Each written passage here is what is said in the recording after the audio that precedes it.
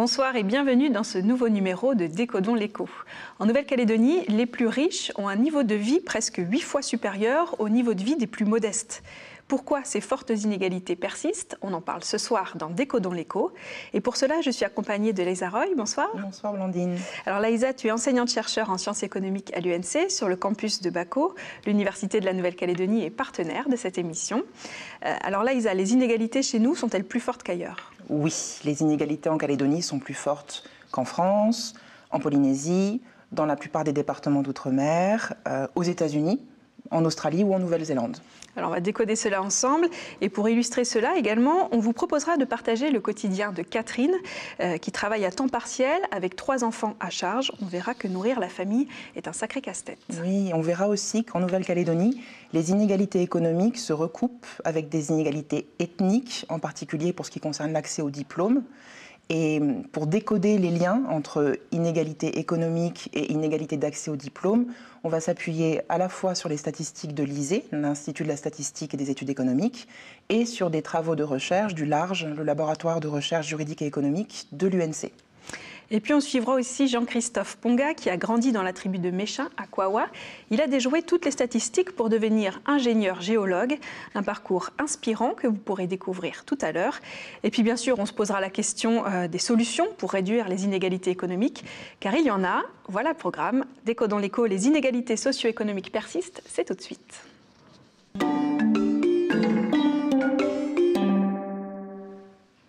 Alors on le disait à l'instant, en Nouvelle-Calédonie, les plus riches ont un niveau de vie presque 8 fois supérieur à celui des plus modestes. Concrètement, Laïsa, ça se traduit comment? D'après l'ISEE, en 2008, la moitié des Calédoniens a un revenu inférieur à 144 000 francs par mois et par personne. Une autre façon de se représenter ces inégalités consiste à dire que si on prend la moitié de la population calédonienne, la moitié qui a les plus bas revenus, en fait, la moitié de la population concentre seulement 21% des revenus totaux de la Nouvelle-Calédonie. Et donc l'autre partie concentre plus de 80% des richesses. 21% pour la moitié du bas, 79% pour la moitié du haut. Catherine, elle, fait partie de la moitié de la population qui concentre les 20% des richesses. C'est une Calédonienne aux revenus très modestes. Elle est célibataire avec 3 enfants à charge. Elle travaille actuellement à mi-temps comme secrétaire.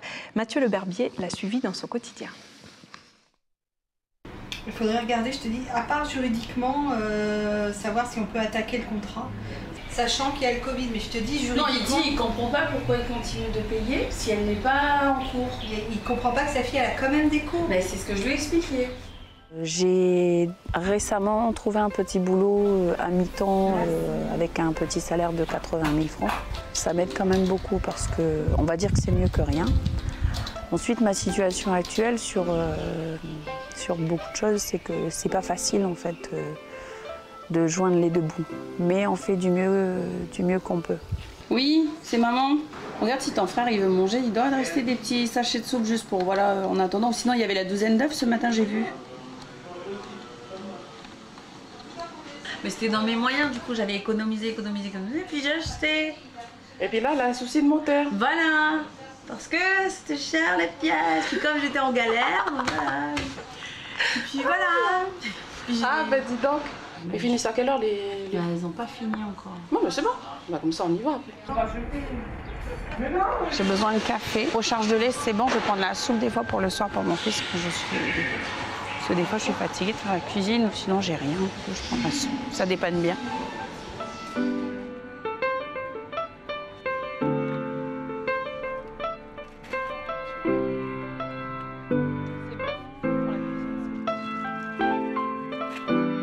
C'est génial ça, maman, t'as plein de promotions. Voilà, c'est ça. Mais c'est pour ça que je viens ici. Moi, j'ai l'impression qu'ici, c'est moins cher. Du coup, c'est ma maman, des fois, qui me donne la main, qui m'aide, ou mes frères et sœurs.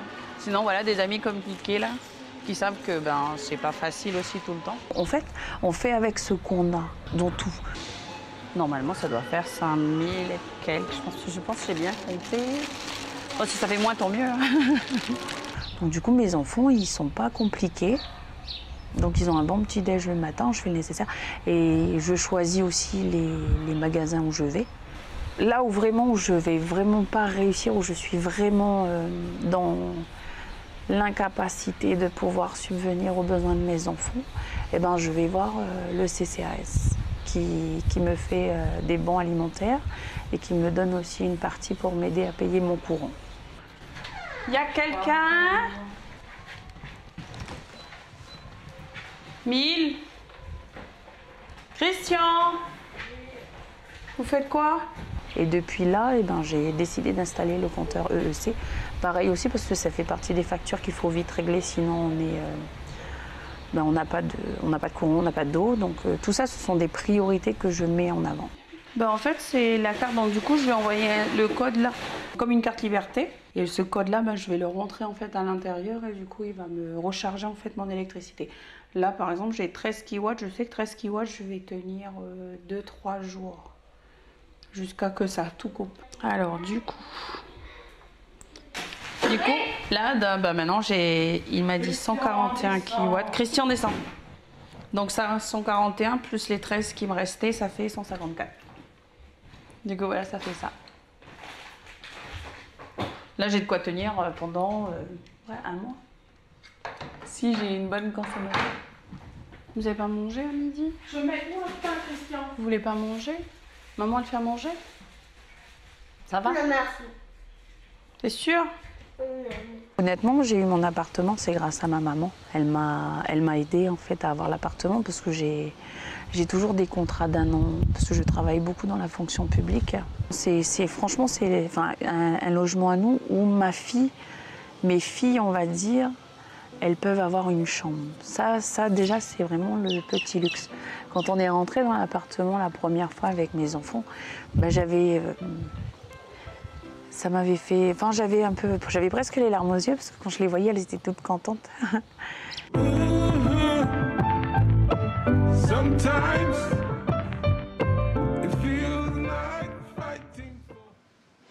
Alors on vient de voir un exemple de foyer modeste, comme on dit, chacun a son histoire, mais ce qu'on voit dans ce reportage, c'est que l'emploi ne prémunit pas des difficultés économiques. Effectivement, d'autant qu'en Nouvelle-Calédonie, le salaire minimum est inférieur par exemple à celui de la France.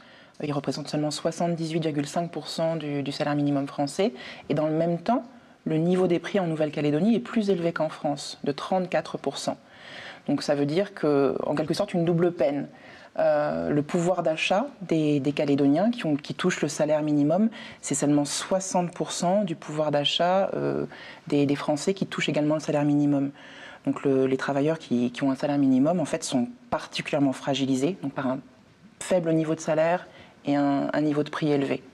Mais est-ce que les inégalités ont tendance à se réduire au fil des ans? Non, au contraire.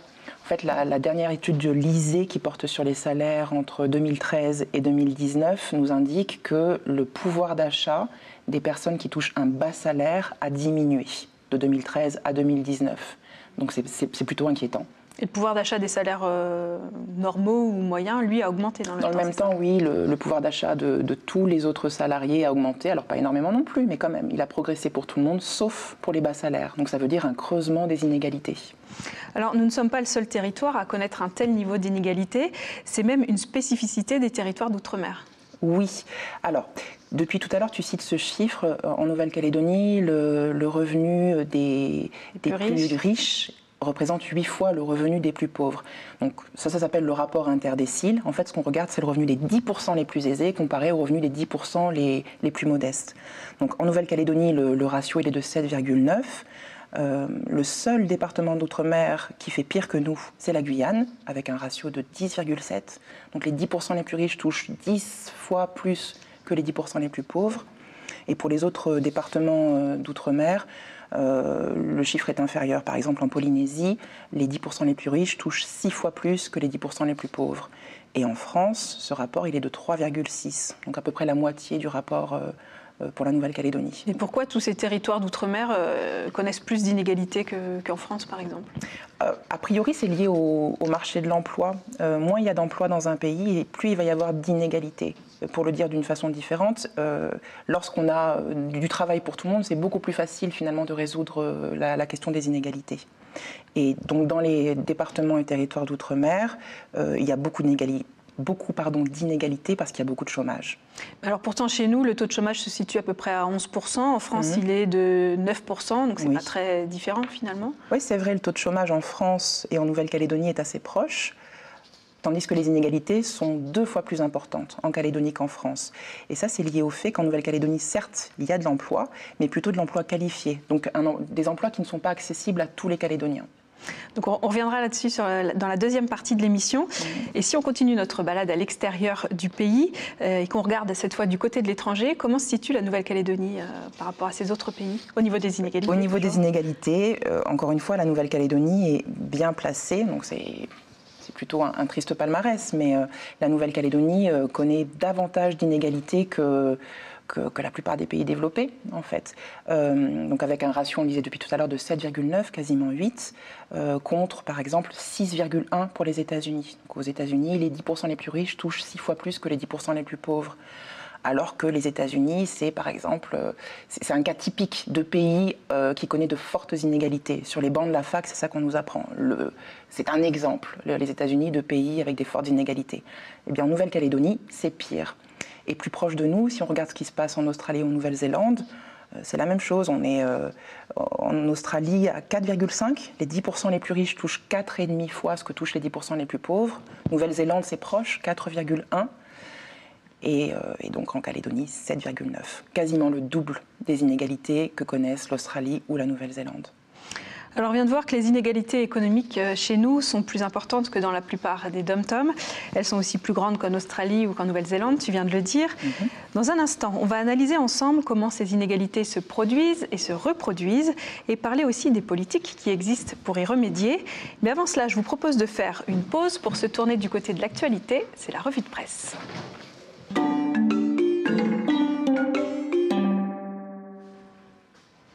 Samuel, bonsoir.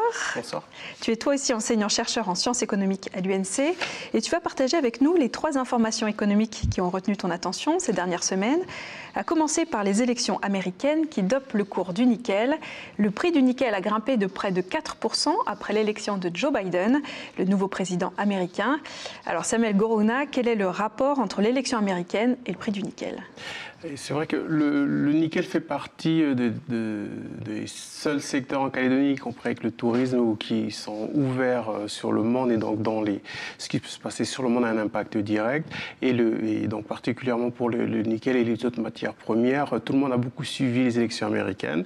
Et c'est vrai que Donald Trump avait eu l'habitude de tweeter énormément de choses, et selon ces tweets, on avait une augmentation, une baisse des cours au niveau mondial. Donc ça veut dire que les cours de la bourse étaient calés sur les tweets de Donald Trump. C'est ça, donc en dents de scie très erratique selon les tweets. Comme il tweetait tous les jours, évidemment, c'était très instable. Et donc les acteurs au niveau boursier ont indiqué qu'ils attendaient plus de stabilité, donc ils étaient ravis que Joe Biden puisse être élu. Après, bon, en termes de politique, c'est vrai que Donald Trump avait l'avantage quand même de faire une politique très à droite et donc très favorable au marché. Les marchés boursiers aujourd'hui parient plutôt pour une politique plutôt centriste concernant du coup Biden. Comment provoquer la reprise économique après le Covid-19 ? C'est la deuxième actualité que tu as choisi de partager avec nous. Et 2 réponses s'affrontent. Il y a d'un côté celle de Jacinda Ardern, la première ministre néo-zélandaise, qui veut inciter les entreprises à pratiquer la semaine de 4 jours pour soutenir le tourisme local notamment. Et de l'autre côté, il y a la réponse du MEDEF en France, qui prône plutôt un allongement du temps de travail pour relancer l'économie. Alors qu'en disent les économistes, Samuel ? Alors on est quand même assez partagé sur le sujet. Pourquoi ? Parce que ça dépend des secteurs. Les secteurs d'activité, il y a des secteurs d'activité où effectivement le lien entre le temps de travail et la productivité peut être fort parce qu'on a un niveau d'éducation, un niveau de diplôme élevé. Et donc les activités où le capital humain est élevé, on peut effectivement avoir cette réflexion de baisse de temps de travail et donc de jours de travail dans la semaine. Ça s'est démontré dans déjà plusieurs pays, dans certaines entreprises entreprises au niveau mondial. Ça s'est fait en Europe, ça s'est fait dans certains endroits également aux États-Unis. Et puis, effectivement, ça marche pour la Nouvelle-Zélande. Pourquoi? Parce que la Nouvelle-Zélande a fermé ses frontières à cause de la crise du coronavirus. Et donc, n'ayant pas de touristes, la Nouvelle-Zélande a fait le pari de dire que si on réduit le temps de travail, donc le nombre de jours, les individus, du coup, auront plus de temps pour sortir, aller visiter, faire du tourisme local en Nouvelle-Zélande, aller dans les hôtels. Et donc, ce serait un avantage pour la Nouvelle-Zélande et à ce niveau-là pour relancer la machine. Après, je précise encore une fois que ça dépend vraiment des secteurs et des métiers. Il y a des métiers comme coiffeur où si vous faites que 4 jours, bon, c'est vrai que c'est compliqué d'augmenter la productivité à ce moment-là. La troisième actualité se résume en un chiffre, 10 millions, c'est le nombre de pauvres que comptera la France d'ici la fin de l'année, selon le Secours catholique. Ainsi, 8 millions de personnes ont recours à l'aide alimentaire en cette fin d'année 2020, soit 12% de la population. Oui, c'est vrai que c'est énorme. 8 millions aujourd'hui, 10 millions bientôt. Au niveau mondial, la crise du coronavirus a eu un impact très, très fort avec beaucoup de sous-populaires un peu partout dans le monde, y compris aux États-Unis. Qui est quand même l'une des nations les plus riches de la planète. Alors c'est vrai que ça a accentué la pauvreté, mais il y a aussi un autre élément, c'est que pour relancer la machine, en général, évidemment, les économistes suggèrent qu'on puisse pousser à la consommation, et donc que les gens puissent louer des logements, acheter de la nourriture, etc., etc. Et donc la proposition du Secours catholique dans cet article-là, c'est justement de relever les salaires minimum, les revenus minimums, pour qu'on puisse donner les moyens à ces populations de reconsommer. Et donc, en sachant, on l'a déjà dit dans une émission précédente, que les plus défavorisés sont ceux qui consomment le plus. Et donc, en faisant cela, d'une part, on réduirait la pauvreté, et d'autre part, on participerait également à une relance économique au niveau de la France, évidemment, mais à l'échelle mondiale, c'est une réflexion récurrente des économistes. Merci Samuel pour cet éclairage sur l'actualité. Merci. Alors, je disais juste avant cette revue de presse, on va maintenant se pencher sur les mécanismes qui produisent les inégalités économiques, dont on a parlé en début d'émission. Et ce qu'en disent tes confrères, Laïsa, tu es de retour, oui. C'est que cela commence dès l'école. Oui, alors les chercheurs de l'UNC se sont penchés sur la question et ils ont pu démontrer que les enfants qui sont issus de familles modestes réussissent moins bien à l'école. Les disparités apparaissent dès l'école primaire avec des écarts dans la maîtrise des fondamentaux en classe de CE2. Ces disparités s'accentuent en 6e et conduisent à une orientation en seconde professionnelle ou technologique. Un autre constat qu'on fait en Nouvelle-Calédonie, c'est que les Kanaks sont orientés davantage vers les filières technologiques. Donc certes, au fil du temps, on a davantage de personnes qui ont accès au diplôme, mais si on regarde entre guillemets, la qualité du diplôme, quel est le diplôme, en général, les populations défavorisées ont tendance à avoir des diplômes qui ont un niveau moins élevé. Est-ce que ça veut dire que les inégalités économiques et les inégalités ethniques se recoupent? Complètement. Oui, c'est exactement ça. On peut complètement superposer effectivement les inégalités économiques et les inégalités d'accès au diplôme. Alors effectivement, ça se traduit par une différence dans l'obtention des diplômes. Et là, on va parler de chiffres récents, puisqu'ils ont été rendus publics il y a une vingtaine de jours. Ils sont issus du recensement de l'année dernière. Oui, effectivement. Les chiffres du recensement de la population en 2019 nous donnent des informations sur le niveau de diplôme par communauté. Donc le critère là qu'on peut commenter, c'est la proportion de la population qui a au moins un bac plus 2. Et en fait, selon les communautés, les chiffres sont complètement différents. 54% des Européens ont au moins un bac plus 2. Pour les métis, c'est beaucoup moins, seulement 24% de la population qui se déclare métisse a au moins un bac plus 2. Pour les Wallisiens et les Futuniens, c'est 9% de la population, de cette communauté qui a au moins un bac plus 2. Et pour les Kanaks, c'est seulement 8%. Donc 8% des Kanaks seulement ont au moins un bac plus 2. Et si on va un peu plus dans le détail, selon que les Kanaks sont en tribu ou hors tribu, le chiffre n'est pas le même. En tribu, c'est seulement 5% des Kanaks qui ont minimum bac plus 2. Hors tribu, c'est 11%.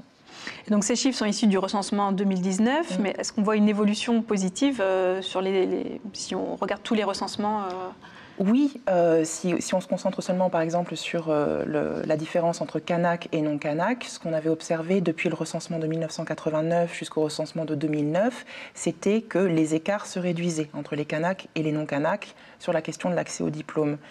Mais depuis 2009, donc 2009, 2014, 2019, ce qu'on observe, c'est que l'écart se creuse à nouveau entre Kanak et non-Kanak sur l'accès au diplôme. Alors, tu viens de dire que les Kanaks sont moins diplômés. Quand ils le sont, ils ont un niveau d'études inférieur à la moyenne du pays. Mais pourquoi une telle différence entre les communautés? C'est ce qu'on disait tout à l'heure, en fait. Les inégalités entre les communautés, en fait, reflètent des inégalités socio-économiques. Selon la communauté à laquelle tu appartiens, en moyenne, le niveau de revenu n'est pas le même. Et en fait, c'est presque logique. Les enfants qui sont issus de familles modestes ont moins de conditions favorables à leur réussite. Par exemple, pas de bureau, pas de chambre tout seul, dans la famille peut-être pas de voiture, ce qui signifie qu'il faut se lever plus tôt pour aller à l'école chaque matin, pas de livres, pas de fournitures scolaires, et puis pas non plus d'internet, pas d'ordinateur. Donc autant de conditions qui freinent finalement la réussite à l'école et qui sont complètement liées aux conditions socio-économiques à la maison. Alors je vous propose maintenant de découvrir le parcours de Jean-Christophe Ponga. Il fait partie des 8% de Kanak avec un diplôme d'études supérieures. Il a grandi dans la tribu de Méchin à Kouawa et il est aujourd'hui ingénieur géologue. Il raconte son parcours à Michel Pimbé et Mathieu Le Barbier. Ça c'est l'école d'ingé géologie. Voilà. Donc il y a particularité, il y a moi ici là, et puis un copain tahitien qui bosse aujourd'hui à la mairie de Nouméa. Ça ne rajeunit pas beaucoup, hein, mais sinon c'est des beaux souvenirs. C'est comme on dit à chaque fois, il y a un temps pour tout là.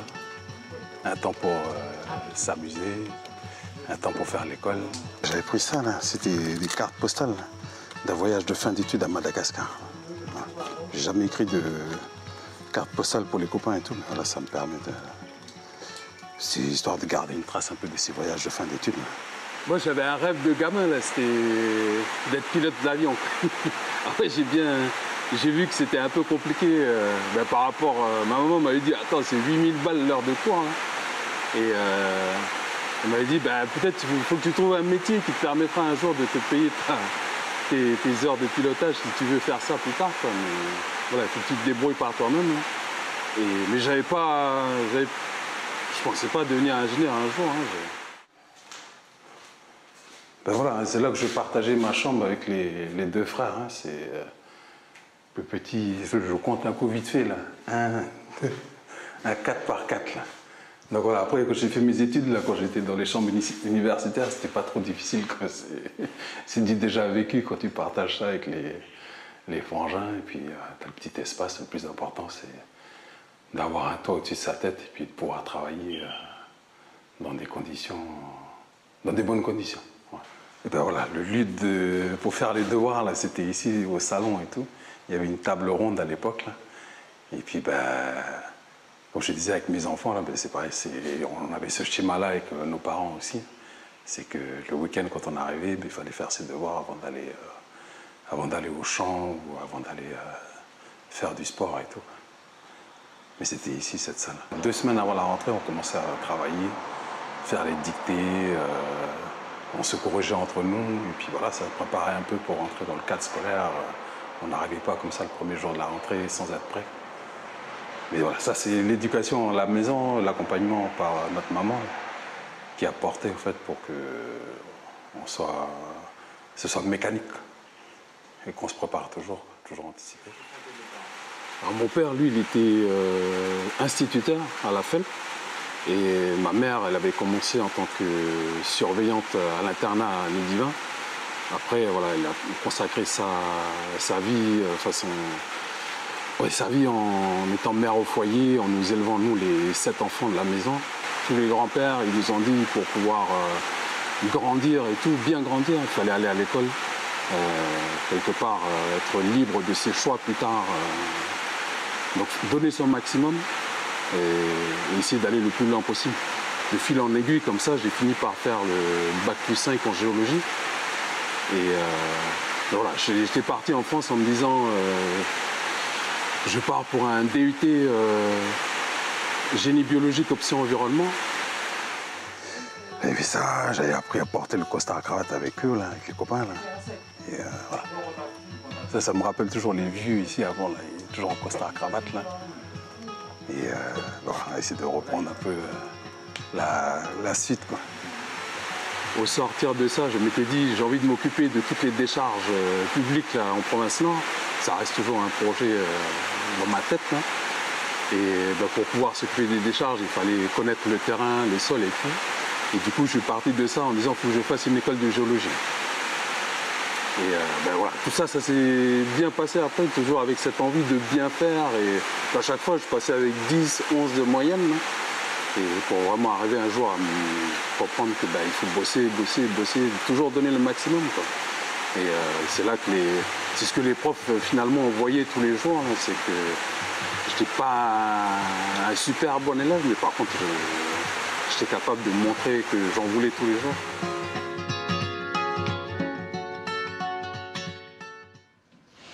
Alors on voit dans le parcours de Jean-Christophe Ponga qu'il vient d'une famille modeste, qui n'avait pas de bureau à lui, ni même de chambre pour lui tout seul, et pourtant il a fait de brillantes études. Oui, effectivement. Après, c'est aussi évidemment son effort personnel et sa persévérance qui explique sa trajectoire. Mais ce qu'on voit dans son témoignage, c'est que sa maman également a joué un rôle fondamental dans sa réussite.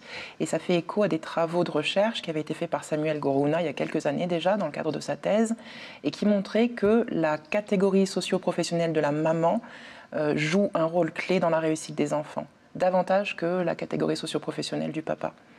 Ça fait écho aussi à d'autres travaux qui ont été menés en économie du développement, en Amérique latine ou en Asie, et qui montrent que quand on donne 1000 francs par exemple à un papa ou à une maman, les choix d'investissement qui vont être faits ne seront pas les mêmes. Le papa aura plutôt tendance à faire des investissements de production, acheter un motoculteur par exemple, ou une mobilette, tandis que la maman va investir dans le cartable, le linge, des choses qui contribuent beaucoup plus directement à la réussite des enfants. Donc ça veut dire qu'il faut encourager la réussite des jeunes filles, enfin des femmes en général ? En particulier en Nouvelle-Calédonie, oui, il faut encourager la réussite des jeunes filles, des femmes, d'autant qu'ici, au pays, les métiers qui sont spécifiquement féminins, aujourd'hui, sont très faiblement qualifiés.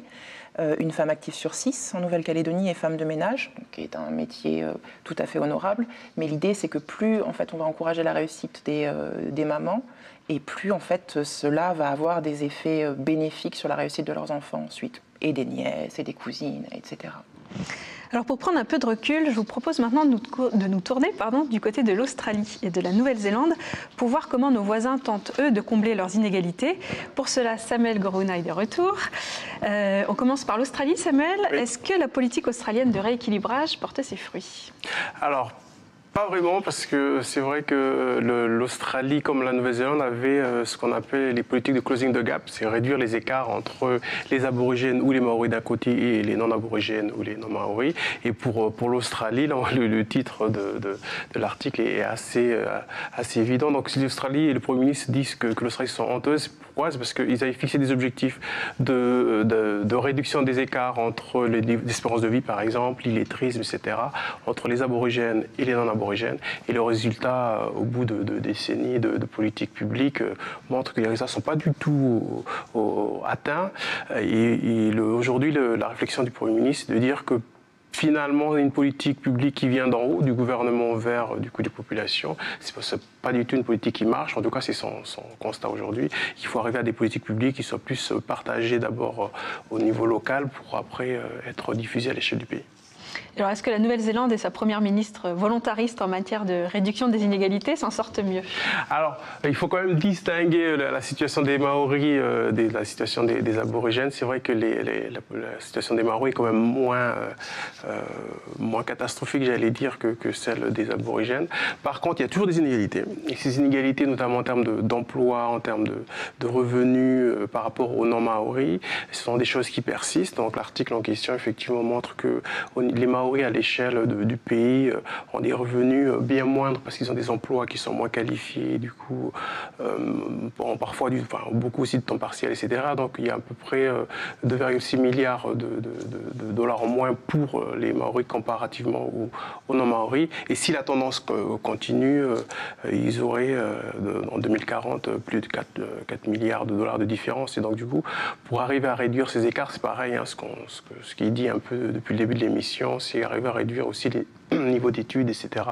pour les Maoris. Ils gagnent moins parce qu'ils font des métiers moins diplômés, c'est ça? Et ça, ils font des métiers moins diplômés et des métiers aussi où l'automatisation arrive de plus en plus et donc il fait qu'on va peut-être de moins en moins avoir besoin de personnes pour faire marcher aussi bien en industrie que dans les services. Et malgré tout à l'heure, avec l'AISA, on a vu que ces pays-là ont un niveau d'inégalité qui est plus faible que la Calédonie. Oui, c'est vrai que le niveau d'inégalité, on parlait tout à l'heure des 10% les plus riches et 10% les plus pauvres. En Australie et en Nouvelle-Zélande, on l'a dit, hein, c'est 4,5 pour l'Australie, 4,1 pour la Nouvelle-Zélande, alors que la Calédonie, c'est quasiment 8. Donc ils font beaucoup mieux en termes d'inégalité. Par contre, effectivement, les populations autochtones, donc sur les Maoris, les aborigènes, ont encore malheureusement des niveaux d'éducation, des niveaux de revenus et des taux d'emploi également qui sont moindres comparativement aux non-aborigènes ou aux non-Maoris. Merci Samuel pour cet éclairage. Alors Laïsa, on approche de la fin de cette émission. Est-ce qu'il y a des mesures, des politiques qui fonctionnent, dont l'efficacité a été démontrée? En tout cas, il y a de nombreux économistes qui s'interrogent sur la mesure des inégalités, les politiques à mettre en œuvre pour les réduire, et aussi tout ce qui concerne l'évaluation des politiques publiques. Ça, c'est tout un champ de recherche en économie qui vise justement, une fois qu'on met en place des mesures, à évaluer leur efficacité. Du coup, pour répondre à ta question concrètement, on peut peut-être tout simplement citer la recommandation d'Esther Duflo, prix Nobel d'économie, oui, qui recommande d'augmenter les salaires minimums. Alors, la recommandation porte sur le RSA, qui est un dispositif un peu différent en France, mais l'idée, c'est ça, c'est d'augmenter les revenus des plus modestes pour améliorer leurs conditions de vie. Et donc, il y a, comment dire, un aspect un peu humaniste derrière ça, mais pas seulement, aussi de façon très pragmatique. On l'a déjà dit plusieurs fois, les foyers aux revenus les plus modestes consomment pratiquement tous leurs revenus. Donc c'est autant d'argent qui re-rentre dans le circuit pour favoriser l'activité économique. Et comparativement, les foyers les plus aisés ont plutôt tendance à épargner une partie de leurs revenus, donc qui est une espèce de perte finalement pour les rouages de l'économie. Donc ouais, une première mesure, ce serait ça tout simplement, d'augmenter le salaire minimum et de façon générale d'augmenter les revenus des plus modestes. Ensuite, à moyen terme, en fait, il existe déjà différents dispositifs, que ce soit Cadre Avenir, Internat et Tutorat d'Excellence. Jean-Christophe Ponga, qu'on a vu tout à l'heure, a fait Cadre Avenir. Effectivement, il a fait Cadre Avenir. Donc, ce sont des dispositifs qui visent à accompagner la réussite des Calédoniens et qui ont déjà produit des effets, mais ce sont des effets qu'on constate plutôt à moyen long terme.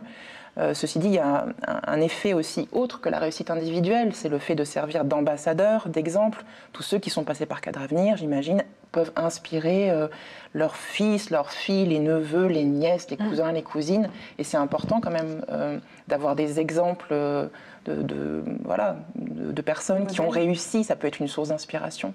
Alors tous ces dispositifs dont tu parlais tout à l'heure, augmenter les minima sociaux ou même Cadre Avenir, etc., sont des dispositifs qui coûtent quand même de l'argent. Oui. Et on sait qu'aujourd'hui, les temps sont durs, comme on dit. Oui.